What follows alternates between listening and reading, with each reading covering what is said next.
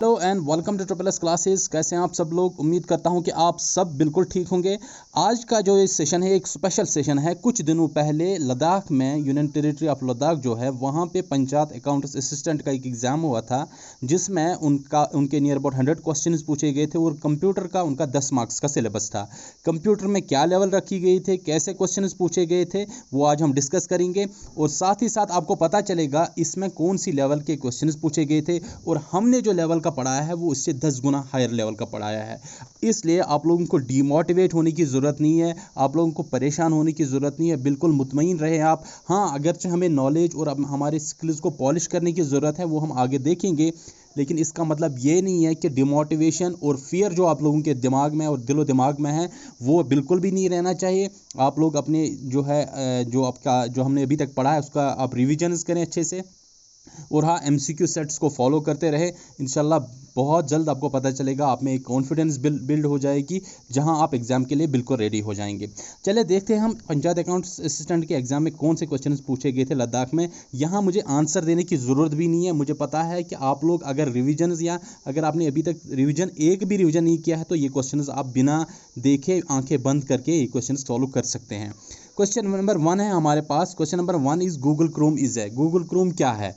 देखिए, क्वेश्चन जिस तरह से पूछा गया है, अगर आप ऑप्शंस को देखेंगे तो आप खुद ब खुद इसका आंसर कर सकते हैं। यहाँ पे आपको उतना ज़्यादा सोचने की ज़रूरत भी नहीं है। Option A is operating system, option B is compiler, option C is browser, option D is IP address.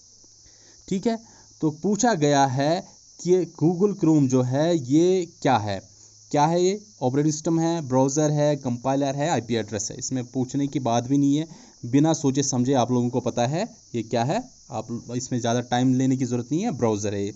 अच्छा, क्वेश्चन नंबर 2 है हमारे पास। The only language which computer understands is. The only language which computer understands is, वो कौन सी language, एक खालिश language जो कंप्यूटर अंडरस्टैंड करता है वो कौन सी लैंग्वेज है? Option A is assembly language, option B is binary language, option C is basic, option D is C language. कौन सी लैंग्वेज डायरेक्टली कंप्यूटर अंडरस्टैंड करता है?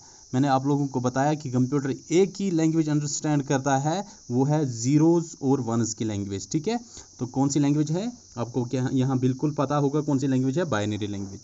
चलिए क्वेश्चन नंबर 3 पे चले जाते हैं। क्वेश्चन नंबर 3 है हमारे पास ये पूछा गया था, the software designed to perform a specific topic. वो सॉफ्टवेयर जो स्पेसिफिक टास्क परफॉर्म करने के लिए बनाया जाता है उसे हम क्या कहते हैं? Option A is synchronous software, option B is package software, option C is software suite, option D is application software.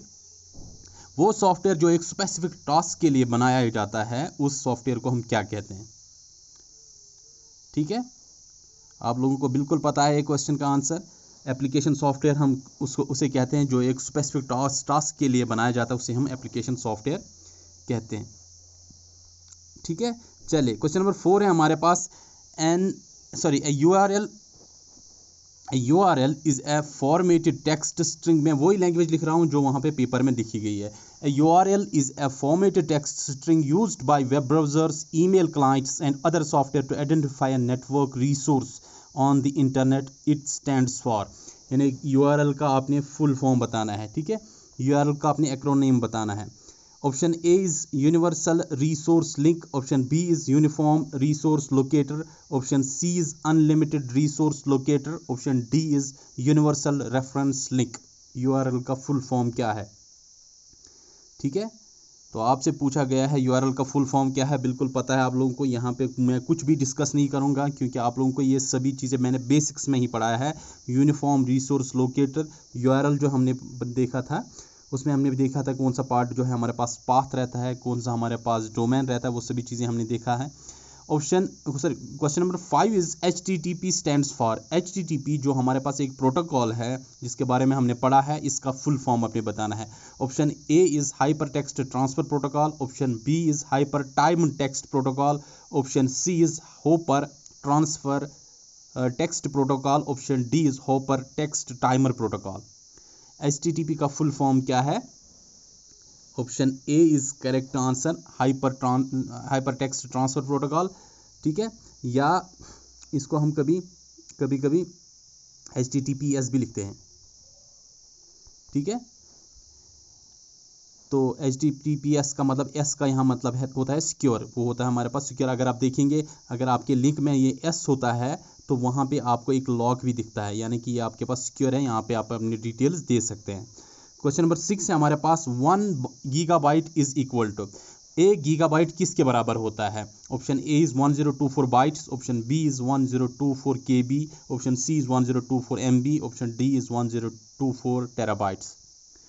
मैंने आपको इसके लिए ट्रिक भी बताई थी। तो 1 गीगाबाइट किसके बराबर होता है? वो होता है हमारे पास 1024 MB, 1024 MB के बराबर होता है 1 गीगाबाइट।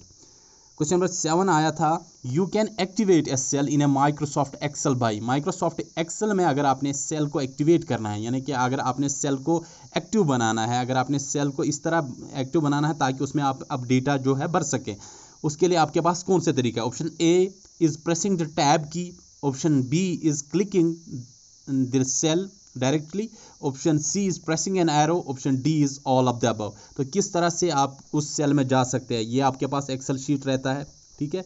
यहाँ पे फॉर एग्जांपल मुझे इस सेल में जाना है, अगर मुझे ये सेल जाना है, इस सेल को बोल्ड बॉर्डर आता है तो उसे हम कहते हैं current cell, active cell.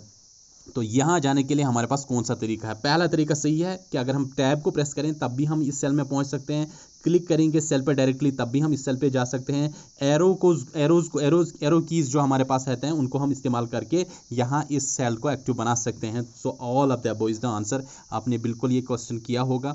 10 out of 10 अगर आपके आज नहीं आए तो मैं आप लोगों से बहुत नाराज़ हो जाऊँगा। Question number 8, to apply centre alignment to a paragraph in MS Word we can press. अगर आपने सेंटर अलाइनमेंट देना है MS वर्ड में तो आप कौन सा शॉर्टकट इस्तेमाल करेंगे? Option A is Ctrl+S, option B is Ctrl+C, option C is Ctrl+C+A, option D is Ctrl+E। किस तरह से आप सेंटर अलाइनमेंट देंगे टेक्स्ट को अगर आप MS वर्ड में होंगे? तो ये शॉर्टकट कीज़ आपके पास है। तो मैं आपको बता दूं, Ctrl+S आप लोगों को पता है ये सेव के लिए इस्तेमाल होता है, Ctrl+C हमारे पास कॉपी के लिए इस्तेमाल होता है, ठीक है। इसको छोड़ दीजिए आप। Ctrl+E हमारे लिए अलाइनमेंट के, सेंटर अलाइनमेंट अगर हमने करना होगा टेक्स्ट का तो सेंटर अलाइनमेंट के लिए हमारे पास Ctrl+E होता है। क्वेश्चन नंबर 9 है, an antivirus is a. Antivirus क्या होता है? Option A is driver, option B is program, option C is computer, option D is none of the above. तो क्या है एंटीवायरस? ड्राइवर है, प्रोग्राम है, कंप्यूटर है या नन ऑफ द अबव? तो मैंने आपको बताया कि मोस्ट ऑफ हमारे पास जो वायरसेस आए थे ये हमारे से इस वजह से आ गए हैं कि प्रोग्राम्स में कुछ गड़बड़ हो गया, तो उस वजह से बहुत सारे वायरसेस भी वजूद में आ गए। तो ये हमारे पास एक प्रोग्राम ही होता है, ठीक है। तो एंटीवायरस भी हमारे पास एक प्रोग्राम होता है जो काउंटर करता है वायरस को, या वैक्सीन भी कभी कभी हम इसको कहते हैं। क्वेश्चन नंबर 10 आपसे पूछा गया था, SSD is new generation of storage device used in computers. जो हमारे पास SSD है जिसके बारे में हमने पढ़ा है, जब हमने कंप्यूटर मेमोरी पढ़ा उसमें हमने पढ़ा था SSD ये न्यू जनरेशन ऑफ कंप्यूटर है। इसका फुल फॉर्म क्या है? Option A is solid state drive, option B is storage state drive, option C is solid storage drive, option D is simple storage drive. SSD का full form क्या है? बिल्कुल आसान है, आप लोगों को ऑलरेडी मैंने बताया है। पिछली बार जब हमने MCQ सेशन किया था तब भी मैंने ये क्वेश्चन पूछा था, क्योंकि ये पिछले साल SSB में भी पूछा गया, JKSSB में भी, पंचायत अकाउंट असिस्टेंट में भी ये क्वेश्चन पूछा गया था। सो मैंने आपको बताया था ये हमारे पास है सॉलिड स्टेट ड्राइव, क्योंकि ये सॉलिड स्टेट में होता है, इसमें कोई मूवेबल पार्ट नहीं रहता है, इसलिए इसको सॉलिड स्टेट ड्राइव कहते हैं। क्वेश्चन नंबर 11 है हमारे पास, एलियन एसिड रेन एंड अमोबार एग्जाम्पल्स ऑफ, ठीक है। सॉरी ये क्वेश्चंस नहीं पूछे गए थे, ये साइबर सिक्योरिटी के कुछ क्वेश्चंस हैं, ये 10 क्वेश्चंस इसमें पूछे गए थे, ठीक है। ये जो हमारे बाकी क्वेश्चंस हैं ये हम कल साइबर सिक्योरिटी पार्ट 2 में डिस्कस करेंगे। और ये मुझे एक क्वेश्चन किसी स्टूडेंट ने भेजा था, बहुत सारे ऐसे स्टूडेंट्स हैं, ये 10 क्वेश्चन 10 के 10 आपके सॉल्व होने चाहिए थे, इसमें कोई भी क्वेश्चन ऐसा नहीं है जहाँ पे आपको कोई दिक्कत हो जाए। तो ये क्वेश्चंस जो मुझे किसी स्टूडेंट ने भेजे थे, बहुत सारे स्टूडेंट्स लद्दाख के जो हैं वो हमारे लेक्चर्स को फॉलो कर रहे हैं, और सभी स्टूडेंट्स ने मैक्सिमम 10 आउट ऑफ 10 तो किया ही है, ठीक है इसमें। और और एक चीज़, अगर कुछ और लद्दाख के स्टूडेंट्स हमारे लेक्चर्स को जो फॉलो कर रहे हैं, प्लीज़ अगर आपका किसी और सेशन में आपका एग्ज़ाम कंडक्ट हो गया है तो आप भी अपना पेपर भेज दीजिए हमें, ताकि हम वो भी डिस्कस कर सकें अपने स्टूडेंट्स के साथ। तो ये आपको लेवल पता चला, चाहे क्वेश्चन कुछ भी हो, अगर आपको हमें पेपर्स नहीं भी मिलते हैं तो आपको लेवल पता चला। इस लेवल के क्वेश्चन पूछे गए थे पंचायत अकाउंट असिस्टेंट लद्दाख में, जहाँ पे आपको किसी भी दिक्कत का सामना नहीं करना पड़ा। तो हमें इस तरह से पता चलता है कि हमने जिस लेवल का पढ़ा है हमें घबराने की बिल्कुल ज़रूरत नहीं है, हमें बिल्कुल डरना नहीं चाहिए। और भी हम पॉलिश करेंगे एमसीक्यू सेशंस में, हम और भी चीज़ों को डिस्कस कर रहे हैं, जो नई चीज़ें हैं जो हमसे कभी कभी स्किप हो गई हैं, मिस हो गई हैं, वो चीज़ें भी हम जो है एमसीक्यू सेशंस में क्लियर कर रहे हैं आप लोगों के साथ। ठीक है, चलिए आज यहीं पे इजाज़त लेते हैं आप लोगों को। अगर आपको ये सेशन पसंद आया, अगर आप चाहते हैं कि जब भी कोई एग्ज़ाम हो वो जो एमसीक्यूज़ हो, वो जो क्वेश्चंस वहाँ पे पूछे गए हैं वो हम यहाँ पे आप लोगों के साथ शेयर करें, ताकि आप लोग अवेयर हो जाएं कि किस तरह से क्वेश्चंस पूछे जाते हैं, क्या फॉर्मेट रहता है क्वेश्चंस पूछने का।